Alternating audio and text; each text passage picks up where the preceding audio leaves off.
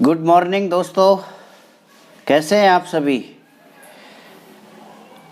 SC/ST के MCQs की series को हम आगे ले जाते हुए आज क्वेश्चन 11 से 11 से कंटिन्यू करेंगे। क्वेश्चन नंबर 11 देखेंगे। SC/ST के सदस्य द्वारा उपयोग किए जा रहे किसी जलाशय के पानी को SC/ST के सदस्य द्वारा उपयोग किए जा रहे जलाशय के पानी को दूषित करने वाले व्यक्ति को कितना दंड दिया जा सकता है। क्वेश्चन है कि SC/ST के सदस्य जिस जलाशय या कोई पानी का जो सोर्स है जहाँ से वो पानी का इस्तेमाल करते हैं उसको दूषित करने वाले व्यक्ति को कितना दंड दिया जा सकता है।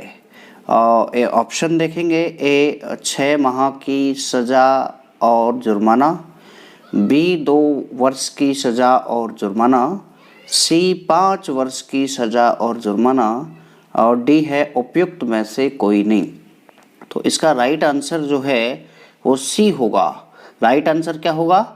C होगा, 5 वर्ष की सज़ा और जुर्माना, ये पनिशमेंट दिया जाता है। क्वेश्चन 11 के बाद 12 देखेंगे।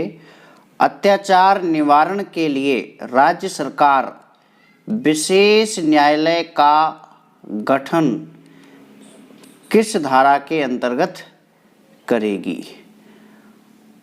SC/ST के ऊपर जो अत्याचार होते हैं उन अत्याचारों को रोकने के लिए और अत्याचार के निवारण के लिए जो कोर्ट है वो किस धारा में गठित करती है स्टेट गवर्नमेंट। A है धारा 14, B है धारा 15, C है धारा 16 और D है धारा 17। तो इसका जो राइट आंसर है वो क्या होगा बताइए। इसका राइट आंसर A होगा। धारा 14 में स्पेशल कोर्ट के गठन कॉन्स्टिट्यूशन का प्रोविज़न धारा 14 में किया गया है। नेक्स्ट क्वेश्चन नंबर 13 देखेंगे। छुआछूत के आधार पर अस्पताल आदि में व्यक्तियों को प्रवेश देने से इनकार करने पर दंड का प्रावधान किस धारा में वर्णित है। धारा 3, ऑप्शन A है धारा 3, ऑप्शन B है धारा 6, ऑप्शन C है धारा 7 और ऑप्शन D है धारा 8। और इसका जो राइट आंसर है वो A होगा। ऑप्शन A राइट आंसर होगा। धारा 3 में कोई भी व्यक्ति जो अनटचेबिलिटी के ग्राउंड पर हॉस्पिटल में SC/ST के सदस्य को प्रवेश देने से इनकार करता है उसके लिए धारा 3 में दंड का प्रावधान किया गया है। नेक्स्ट क्वेश्चन 14 है। SC/ST एक्ट 1989 के अंतर्गत किस धारा में व्यक्ति का निष्कासन बताया गया है। सेक्शन बेस्ड क्वेश्चन है ये। किस धारा में व्यक्ति का निष्कासन बताया गया है। और धारा 8, धारा 9, धारा 10 और धारा 11 सेक्शन बेस्ड क्वेश्चन है। ऐसा व्यक्ति जो SC/ST का अपराध करता है, अभियुक्त है, आरोपी है और उसके द्वारा किसी भी तरह की कोई धमकी या उत्प्रेरणा ना दी जाए, ऐसी इस परिस्थिति से बचने के लिए निष्कासन का प्रावधान SC/ST एक्ट में किया गया है। तो इस निष्कासन के तहत जो नॉन SC/ST सदस्य है जो कि अभियुक्त है किसी SC/ST के मामले में, तो उसको पर्टिकुलर इलाके से निष्कासित कर दिया जाता है और इसका जो राइट आंसर होगा वो होगा धारा 10। C इज राइट आंसर, धारा 10। नेक्स्ट है। राष्ट्रीय अनुसूचित जनजाति आयोग कब अस्तित्व में आया। नेशनल शेड्यूल ट्राइब कमीशन, राष्ट्रीय अनुसूचित जनजाति आयोग कब अस्तित्व में आया। A 1990, B 1993, C 1995 और डी है 2004, इसका डी राइट आंसर होगा। 2004 में national schedule tribe commission existence में आया। क्वेश्चन 60 देखेंगे। क्वेश्चन 16, किस संविधान संशोधन के द्वारा अनुसूचित जातियों और अनुसूचित जनजातियों के लिए एक आयोग की स्थापना की सिफारिश की गई है? इसका राइट आंसर क्या होगा? ए ऑप्शन देखेंगे 41 constitutional amendment, 65 constitution amendment, 82 constitution amendment और 76 कॉन्स्टिट्यूशन अमेंडमेंट। तो बी इसका जो है वो राइट आंसर होगा। 65 कॉन्स्टिट्यूशन अमेंडमेंट में SC ST के लिए एक कमीशन की स्थापना का प्रावधान किया गया था। नेक्स्ट 17 नंबर का क्वेश्चन देखेंगे। SC ST एक्ट 1989 की किस धारा में अपराधों के संबंध में उपधारणा का प्रावधान किया गया है? Presumption, may presume, shall presume, conclusive proof, ये उपधारणाएं जो हैं, उन उपधारणाओं के बारे में SC ST एक्ट में किस धारा में प्रावधान किया गया है? A section 10, B section 11, C section 7 और डी सेक्शन 8। इसका राइट आंसर क्या होगा? इसका राइट आंसर होगा डी, सेक्शन 8 में प्रजम्पशन के बारे में प्रोविज़न किया गया है। नेक्स्ट 18, किसी व्यक्ति द्वारा संबंधित क्षेत्र में हटने में असफल रहने और वहां से हटने के पश्चात उसमें प्रवेश करने की दशा में प्रक्रिया का प्रावधान किया गया है। देखो हमने पढ़ा था निष्कासन के बारे में पहले एक क्वेश्चन में। तो जब किसी व्यक्ति को निष्कासन का आदेश दे दिया जाता है और वो पर्टिकुलर टाइम में कि भाई आपको विद इन इतने टाइम के अंदर अंदर ये इलाका छोड़ना होगा, और उसके बाद वो उस इलाके को छोड़ने में असफल रहता है या वहाँ से हट जाता है और उसके बाद वो वापस उसमें प्रवेश कर लेता है रिस्ट्रिक्टेड टाइम में, तो उस कंडीशन में क्या प्रोसीजर होगा, ये क्वेश्चन कहना चाह रहा है। ऐसा प्रोसीजर ए ऑप्शन देखेंगे धारा 11 के तहत, बी धारा 12 के तहत, सी धारा 14 के तहत और डी धारा 10 के तहत। और इसका जो राइट आंसर है वो ए होगा, धारा 11 के तहत ऐसे व्यक्ति के बारे में प्रक्रिया का प्रावधान किया गया है। नेक्स्ट क्वेश्चन 19, प्रत्येक ऐसा व्यक्ति जिसके विरुद्ध धारा 10 के अधीन आदेश पारित किया गया, धारा 10 के अधीन निष्कासन का आदेश पारित किया जाता है, विशेष न्यायालय द्वारा अपेक्षा की जाने पर निम्नलिखित में से किसको अपने माप और फोटो लेने देगा? देखिए, किसी भी सत्र न्यायालय को, किसी भी व्यक्ति को, किसी डिप्टी कलेक्टर को और किसी पुलिस अधिकारी को। तो इसका जो राइट आंसर है वो डी होगा, किसी भी पुलिस अधिकारी को अपनी माप और फोटो लेने देगा। राइट आंसर डी होगा इसका। नेक्स्ट क्वेश्चन 20, यदि कोई व्यक्ति धारा 10 के अधीन किए गए विशेष न्यायालय के आदेश का उल्लंघन करेगा, धारा 10 के अधीन जो निष्कासन का आदेश है, उस आदेश जो स्पेशल कोर्ट करती है, अगर उसका उल्लंघन करता है तो पनिशमेंट क्या होगा? ऑप्शन ए 2 वर्ष तक के कारावास से, बी 3 वर्ष तक के कारावास से, सी 1 वर्ष तक के कारावास से और डी 5 वर्ष तक के कारावास से। तो इसका जो राइट आंसर है वो होगा 1 वर्ष तक के कारावास से उसे दंडित किया जाएगा, ऐसा व्यक्ति जो धारा 10 में निष्कासन के आदेश का पालन नहीं करता है। सेक्शन 20 क्वेश्चन 21 देखेंगे, कोई व्यक्ति धारा 12(2) के अधीन लिए जाने वाले माप और फोटो का प्रतिरोध या उससे इनकार करता है तो उसका कृत्य समझा जाएगा। किस धारा में?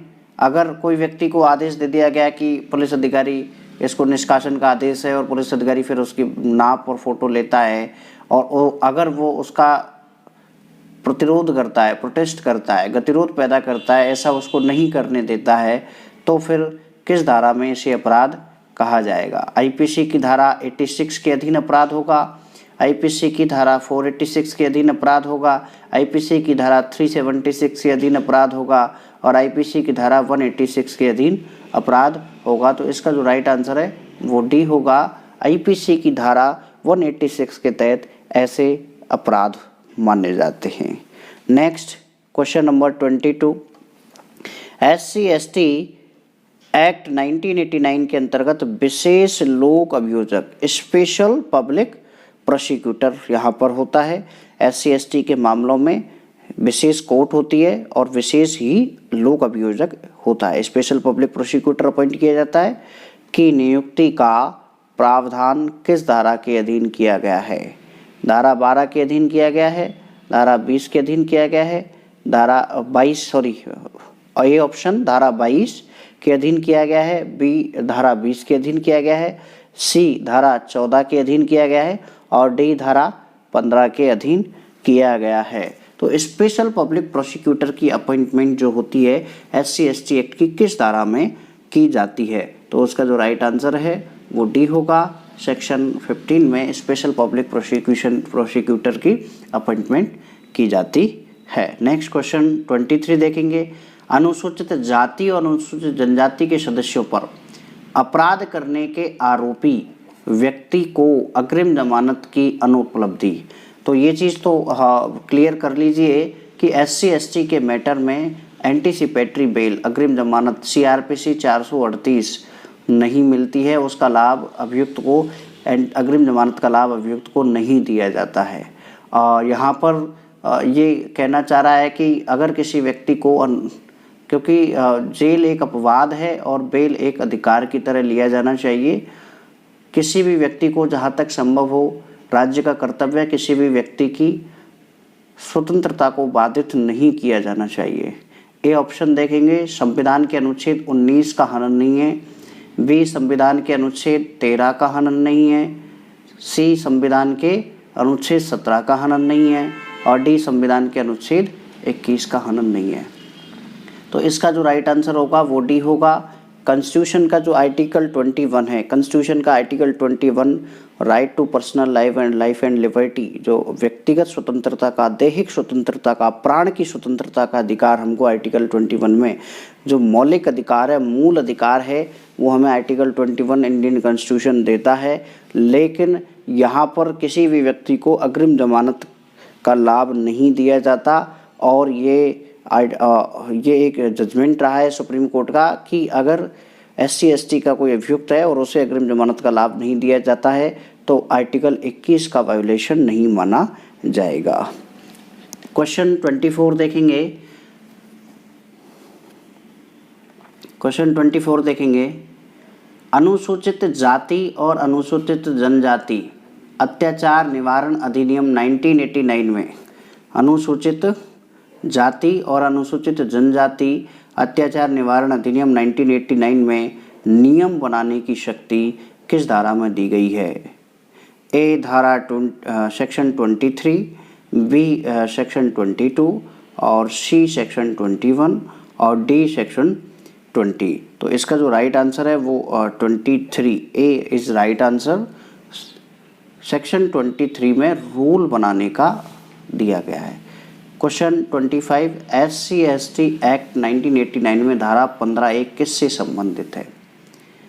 ए अपीलों से संबंधित है, अनुसूची से संबंधित है, पीड़ित और साक्षी के अधिकार से संबंधित है और शक्तियों के प्रदान किए जाने से संबंधित है। तो जो इसका राइट आंसर है वो सी होगा, पीड़ित और साक्षी के अधिकार से संबंधित होती है धारा 15(a). SC/ST एक्ट की जो सेक्शन 15(a) है वो पीड़ित और साक्षी के जो अधिकार दिए गए हैं उन अधिकारों के बारे में प्रावधान करती है।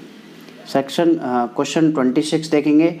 SC/ST एक्ट 1989 में सामूहिक जुर्माना कलेक्टिव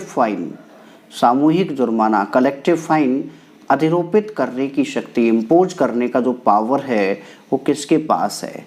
ए ऑप्शन राज्य सरकार, बी ऑप्शन ग्राम पंचायत, सी ऑप्शन जिला पंचायत और डी ऑप्शन कोई नहीं। तो इसका जो राइट आंसर होगा वो होगा स्टेट गवर्नमेंट को ये पावर है कि वो कलेक्टिव फाइन जो है वो इम्पोज कर सके। तो इसका राइट आंसर ए होगा। नेक्स्ट चलेंगे आगे दोस्तों, क्वेश्चन 27 पे चलते हैं। अनुसूचित जाति और जनजाति अत्याचार निवारण अधिनियम का प्रभावी रूप से क्रियान्वयन सुनिश्चित करने का कर्तव्य है। ए सरकार का कर्तव्य है, बी न्यायालय का कर्तव्य है, सी स्वयं सेवा संगठन का कर्तव्य है और डी इनमें से कोई नहीं। तो इसका जो राइट आंसर होगा वो होगा ए सरकार का कर्तव्य है। इसका जो राइट आंसर है वो होगा ए सरकार का कर्तव्य है कि वो SC/ST एक्ट जो है उसके प्रोविजंस को प्रभावी रूप से लागू करवाए, क्रियान्वयन करवाए।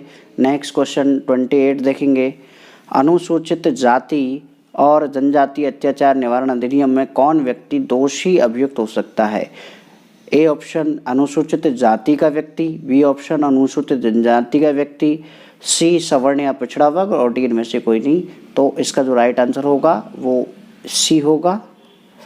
सी इसका राइट आंसर होगा। ये बात ध्यान रखने वाली बात है कि SC/ST का जो अपराध है इसमें जो एक्यूज होगा, जो मुलजिम होगा, जो अभियुक्त होगा वो नॉन SC/ST कैंडिडेट होता है, नॉन SC/ST कैंडिडेट होता है।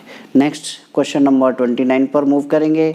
29 है आर्थिक बहिष्कार से आप क्या समझते हैं, क्या अभिप्राय है? इकोनॉमिक बायकॉट, आर्थिक बहिष्कार।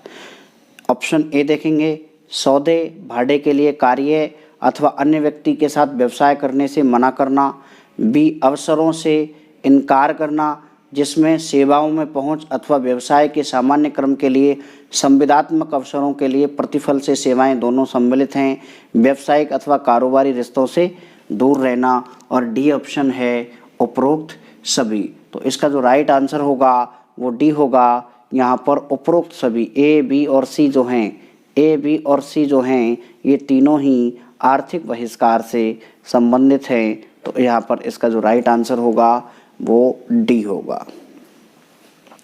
ये 29 वाला जो क्वेश्चन है ये काफ़ी एग्ज़ाम में आया हुआ है। MP में भी ये एग्ज़ाम में आया था और शायद उत्तराखंड में भी ये। नेक्स्ट 30 नंबर का क्वेश्चन देखेंगे। अनुसूचित जाति और अनुसूचित जनजाति अत्याचार निवारण संशोधन अधिनियम 2015 के द्वारा शब्दावली इस आधार पर कि ऐसा व्यक्ति अनुसूचित जाति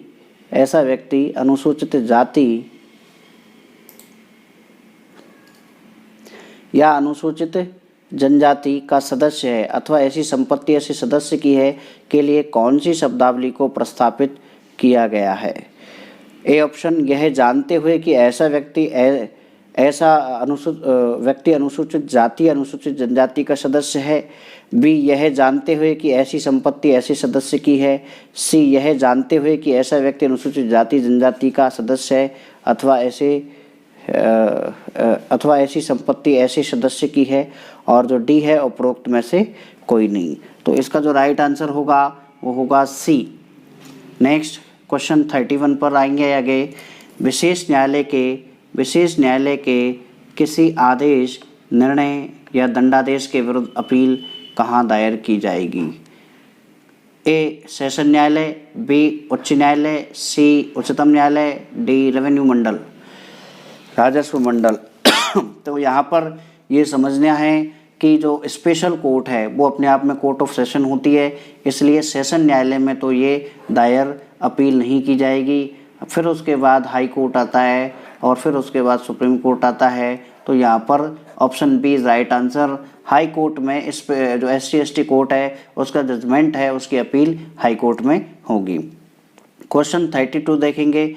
विशेष न्यायालय अथवा अनन्य विशेष न्यायालय एक्सक्लूसिव स्पेशल कोर्ट द्वारा पारित किसी आदेश, निर्णय, दंडादेश के विरुद्ध उच्च न्यायालय के समक्ष अपील कितनी अवधि के भीतर दायर की जाएगी। तो ऑप्शन देखेंगे 30 दिवस, 7 दिवस, 90 दिवस, 120 दिवस। तो यहाँ पर सी राइट आंसर होगा। 90 दिन के अंदर अंदर स्पेशल कोर्ट के जो आदेश हैं उसके अगेंस्ट हाई कोर्ट में जो अपील होगी वो 90 दिन के पीरियड के अंदर अंदर हो जानी चाहिए।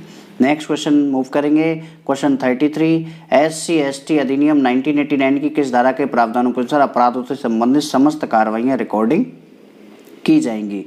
ए ऑप्शन धारा 11 क्लॉज 10, बी ऑप्शन धारा 10 क्लॉज 11, सी ऑप्शन धारा 12 क्लॉज 1, डी ऑप्शन धारा 9 क्लॉज 2। तो वीडियो रिकॉर्डिंग जो है वो धारा 11 क्लॉज 10 के प्रावधानों के तहत SC/ST एक्ट के रिलेटेड जितने भी जो कार्रवाई हैं वो की जाती हैं। नेक्स्ट सेक्शन क्वेश्चन 34 है, अत्याचार पीड़ितों या उनके आश्रितों को अधिकार होगा कि वे इनसे सहायता प्राप्त कर सकें।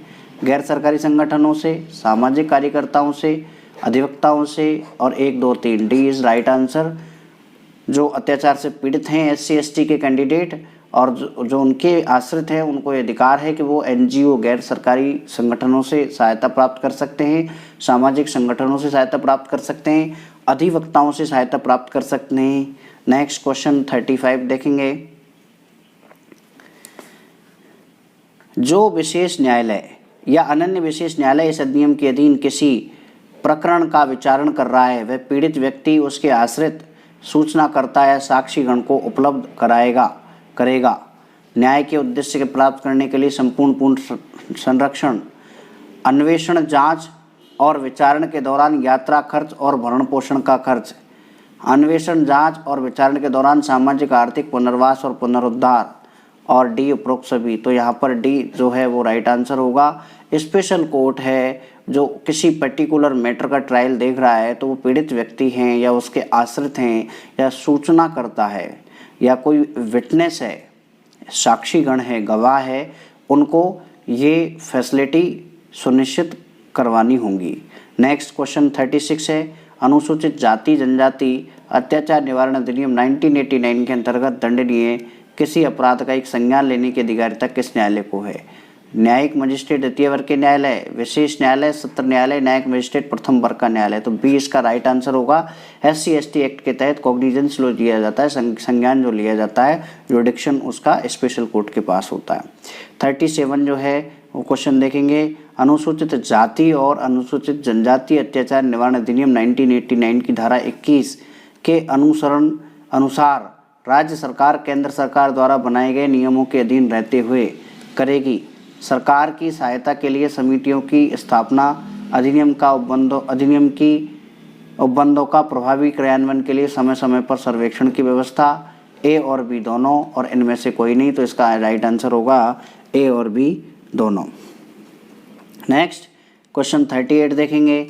अनुसूचित जाति और अनुसूचित जनजाति अत्याचार निवारण अधिनियम 1989 में अगर कोई व्यक्ति अग्नि या विस्फोटक पदार्थ द्वारा अनुसूचित जाति जनजाति के सदस्य की संपत्ति को नुकसान पहुंचाए तो दंड का प्रावधान कहां पर किया, कितना दंड उसे दिया जाएगा? ए ऑप्शन है कम से कम 6 महीने और अधिकतम 7 वर्ष की अवधि का कारावास। बी ऑप्शन है कम से कम 6 महीने और अधिकतम 4 वर्ष की अवधि का कारावास। सी ऑप्शन है कम से कम 1 माह और अधिकतम 7 वर्ष की अवधि का कारावास। और डी ऑप्शन है कम से कम 10 माह और अधिकतम 8 वर्ष की अवधि का कारावास। जो यहाँ पर राइट आंसर होगा वो ए होगा, कम से कम 6 मंथ और मैक्सिमम 7 ईयर्स का पनिशमेंट इम्प्रिजनमेंट दिया जा सकता है अगर कोई व्यक्ति SC/ST के जो हैं उनको अग्नि या विस्फोटक पदार्थ द्वारा किसी संपत्ति को नुकसान पहुंचाया जाता है। नेक्स्ट है अनुसूचित जाति अनुसूचित जनजाति अधिनियम के तहत अपरिभाषित शब्दों का अर्थ लिया जाएगा। ए IPC 1860, बी CRPC 1973, सी इंडियन एविडेंस एक्ट 1872 और डी उपरोक्त सभी। तो यहाँ पर जो राइट आंसर होगा वो डी होगा। ऐसी टर्मिनोलॉजी जो डिफाइन नहीं की गई है SC/ST एक्ट में, लेकिन वो IPC में डिफाइन की गई है, CRPC में डिफाइन की गई है, इंडियन एविडेंस एक्ट में डिफाइन की गई है, तो वहाँ जो उसका अर्थ होगा वो अर्थ ले लिया जाएगा। नेक्स्ट डेफिनेशन है आर्थिक बहिष्कार का संबंध है two EB, two TB, two CB और टू बीसी। तो इसका जो राइट आंसर होगा वो टू बीसी होगा। नेक्स्ट क्वेश्चन 41 मूव करते हैं। किसी मामले में अधिनियम की धारा 18 की संवैधानिक वैधता, किस मामले में अधिनियम की 18 की संवैधानिक वैधता के प्रश्न पर विचार किया गया? ए मध्य प्रदेश वर्सेस रामकृष्ण बलोटिया, बी करतार सिंह बनाम पंजाब, सी अशोक कुमार गुप्ता बनाम उत्तर प्रदेश और डी उत्तर प्रदेश राज्य बनाम दीनानाथ शुक्ला। तो यहाँ पर इसका राइट आंसर ए होगा मध्य प्रदेश वर्सेस रामकृष्ण बलोटिया जो है इस मामले में जो एससी एसटी एक्ट की जो धारा 18 है उसकी कॉन्स्टिट्यूशनल वैलिडिटी को प्रश्नगत किया गया था, उस पर विचार किया गया था। नेक्स्ट, किस अनुच्छेद के तहत एससी एसटी को मौलिक सामाजिक आर्थिक राजनीतिक और सांस्कृतिक अधिकार प्रदान किए गए हैं? तो यहाँ पर ऑप्शन देखेंगे आर्टिकल 20, आर्टिकल 19, आर्टिकल 18 और आर्टिकल 17। तो यहाँ पर जो राइट आंसर होगा वो होगा article 17, अबोलिशमेंट of touchability. अबोलिशमेंट of touchability इसका टाइटल है आर्टिकल 17। नेक्स्ट क्वेश्चन 43, छुआछूत के आधार पर अस्पताल आदि में व्यक्तियों को प्रवेश देने से इनकार करने पर दंड का प्रावधान किस धारा में वर्णित है? सेक्शन 4, सेक्शन 3, सेक्शन 6 और सेक्शन 7। तो इसका जो राइट आंसर है वो बी होगा, सेक्शन 3 यहाँ पर अप्लाई होता है। नेक्स्ट क्वेश्चन 44 देखेंगे, एससी एसटी अधिनियम में कुल कितने अध्याय हैं? How many chapters in SC ST act?